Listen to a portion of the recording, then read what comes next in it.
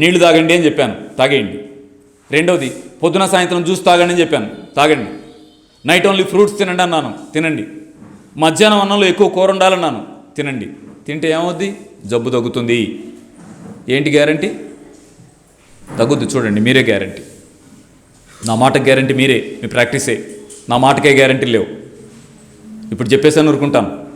నా మాటకు గ్యారంటీ ఎవరు? మీ ప్రాక్టీసే. ఏం చేస్తామో అది మాత్రమే ఫలితం ఇస్తుంది. ఏం వింటామో దానికి వచ్చే ఫలితం ఏం లేదు.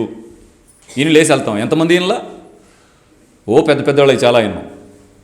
ఏదైనా చేసాం, చేస్తే ఫలితం వచ్చింది చూడండి. విన్నాం, ఇంటేముంది? ఏమీ లేదు. అర్థమైందా? నా మాటలకైనా ఉండే విలువ అంతే. ఈయన వెళ్ళిపోతే వేస్ట్.